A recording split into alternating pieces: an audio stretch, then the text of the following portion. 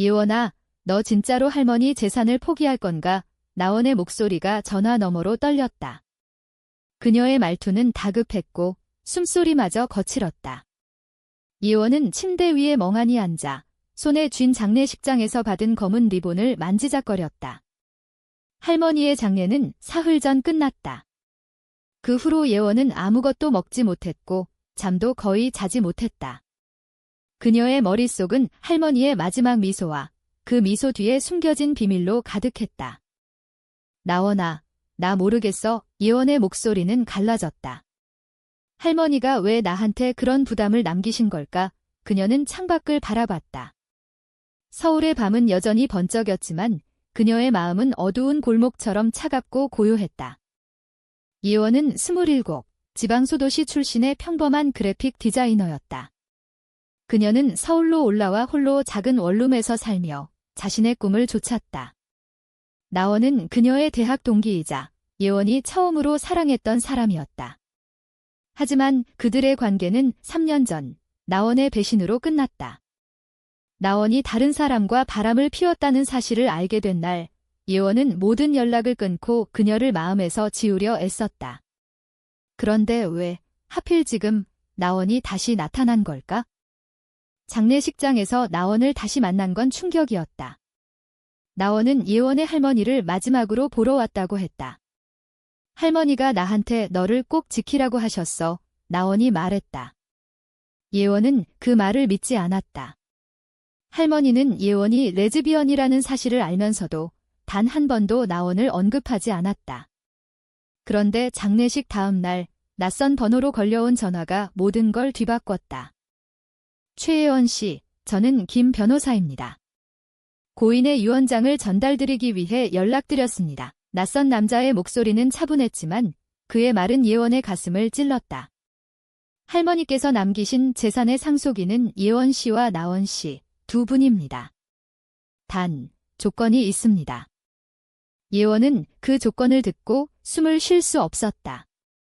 할머니는 재산 서울 강남의 오래된 한옥과 그 안에 숨겨진 막대한 자산들 예원과 나원에게 공동으로 상속했다. 조건은 간단했다.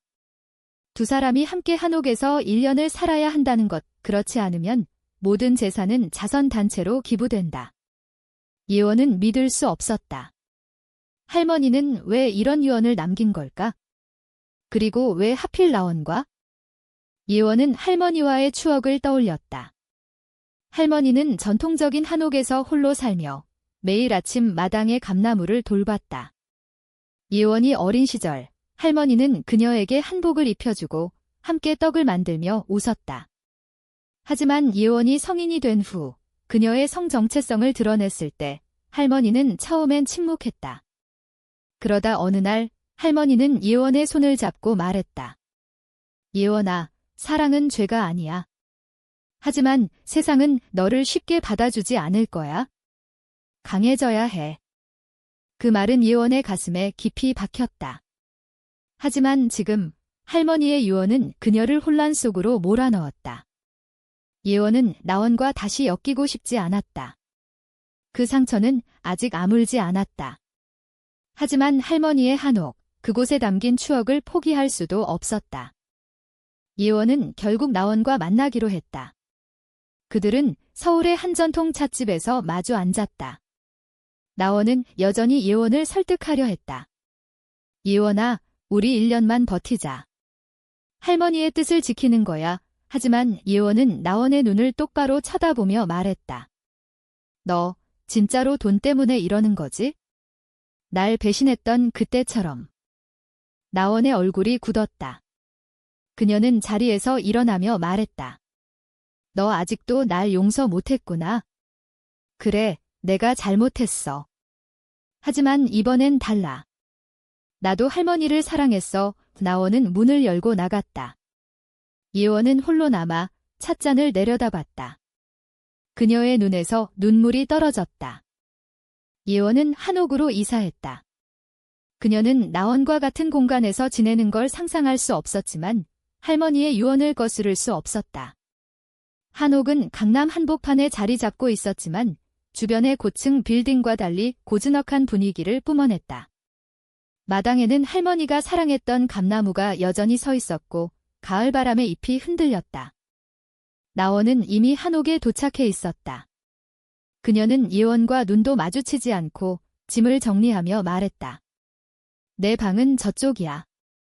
서로 간섭 안 하자 예원은 고개를 끄덕였지만 가슴이 무거웠다. 이 집에서 1년을 어떻게 버틸까? 첫날 밤, 예원은 할머니의 방에서 오래된 일기장을 발견했다. 할머니는 예원과 나원의 관계를 알고 있었고 그들의 이별을 안타까워했다. 일기에는 이렇게 적혀 있었다. 예원이와 나원이 두 아이가 서로를 다시 찾길 바란다. 사랑은 쉽게 포기할 만큼 가볍지 않다. 예원은 일기를 덮고 눈을 감았다. 할머니는 왜 이런 시험을 그녀들에게 남긴 걸까? 며칠 뒤, 예원과 나원은 마당에서 우연히 마주쳤다. 나원이 감나무 아래에서 물을 주고 있었다. 예원은 그 모습을 보고 잠시 멈췄다. 너 왜 여기 계속 있는 거야? 돈 때문이 아니면 뭐야? 예원의 목소리는 날카로웠다.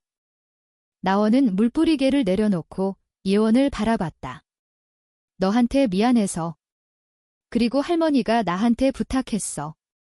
너를 지키라고. 예원은 코웃음을 쳤다. 지켜. 너 같은 사람이 날 어떻게 지켜? 그 순간 나원의 눈에 눈물이 고였다. 나도 아파, 예원아. 내가 너 배신한 거 평생 후회하고 있어. 예원은 그 말에 할 말을 잃었다. 그녀는 나원의 눈물을 처음 봤다. 하지만 그녀는 마음을 열 수 없었다. 아직 너무 아팠다. 며칠 뒤 한옥에 이상한 남자가 찾아왔다. 그는 할머니의 재산을 노리는 부동산 업자였다. 그는 예원과 나원에게 한옥을 팔라고 설득했다. 이런 낡은 집, 유지비만 엄청나요? 팔면 두 분 다 떼돈 벌어요. 예원은 단호히 거절했지만 나원은 잠시 고민하는 듯 했다. 그 모습에 예원은 분노했다. 너 진짜 돈에 눈 멀었구나. 그날 밤 예원은 나원과 크게 다퉜다. 너 같은 사람 믿은 내가 바보였어. 예원이 소리쳤다. 나원은 아무 말 없이 방으로 들어갔다. 예원은 홀로 마당에 서서 감나무를 바라봤다. 그녀는 할머니가 그리웠다. 시간이 흘렀다. 예원과 나원은 한옥에서 어색한 동거를 이어갔다. 그들은 서로 말을 거의 하지 않았지만 같은 공간에서 지내다 보니 작은 변화가 생겼다. 예원은 나원이 아침마다 감나무에 물을 주고 할머니의 오래된 한복을 손질하는 모습을 보았다. 나원은 예원이 밤늦게까지 일기장을 읽으며 눈물 짓는 모습을 보았다. 어느 날 예원은 우연히 나원의 스케치북을 발견했다. 그 안에는 예원의 초상화가 가득했다. 웃는 예원, 우는 예원, 화내는 예원. 나원은 예원을 잊지 못하고 있었다. 예원은 스케치북을 덮고 가슴이 아렸다. 그녀는 나원을 용서하고 싶지 않았지만 마음 한구석이 흔들렸다.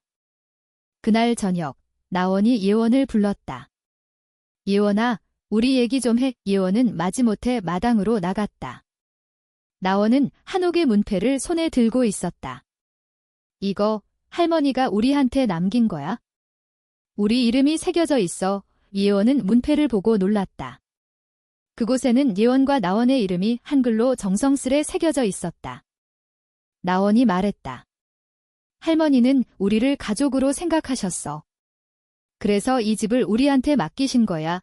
예원은 눈물을 참았다. 그럼 왜 날 배신했어? 왜 날 그렇게 아프게 했어? 나원은 고개를 숙였다. 나도 몰랐어. 내가 너한테 얼마나 큰 상처를 줬는지 미안해, 예원아. 그 순간 예원은 나원의 손을 잡았다. 다시 시작할 수 있을까? 우리 정말로. 나원은 눈물을 흘리며 고개를 끄덕였다. 그들은 서로를 끌어안았다. 비가 내리기 시작했고 두 사람은 감나무 아래에서 서로의 온기를 느꼈다. 하지만 행복은 오래가지 않았다. 부동산 업자가 다시 찾아와 한옥을 강제로 매입하려 했다. 그는 할머니의 유언장에 허점이 있다며 소송을 걸겠다고 협박했다. 예원과 나원은 할머니의 뜻을 지키기 위해 싸우기로 했다. 그들은 변호사를 만나고 지역 주민들의 도움을 받아 한옥을 지켰다. 1년이 다가왔다. 예원과 나원은 한옥에서 많은 것을 함께 겪었다. 그들은 싸우고 울고 웃으며 서로를 다시 알아갔다. 한옥은 단순한 집이 아니라 그들의 사랑과 추억이 깃든 공간이 되었다. 마지막 날, 예원과 나원은 마당에 앉아 감나무를 바라봤다. 예원이 말했다. 할머니가 우리를 이렇게 다시 묶어주신 거야? 고마워, 할머니. 나원은 예원의 손을 잡았다. 그리고 고마워, 예원아. 날 용서해줘서. 그들은 한옥을 떠나지 않기로 했다. 대신 그곳을 지역 아이들에게 전통 문화를 가르치는 공간으로 바꿨다. 예원은 그래픽 디자인을 접고 한복 디자이너로 새 출발을 했다. 나원은 예술 강사로 아이들과 함께 그림을 그렸다. 그들의 사랑은 다시 피어났고 이번엔 더 단단했다. 마지막 장면에서 예원과 나원은 비 오는 거리에서 서로를 마주봤다. 예원이 말했다. 너 없었으면 여기까지 못 왔어. 나원은 미소 지으며 답했다. 나도. 우리 이제 어디든 함께 갈까? 그들은 손을 잡고 서울의 가을 거리를 걸었다. 감나무 잎이 그들 뒤로 떨어졌다.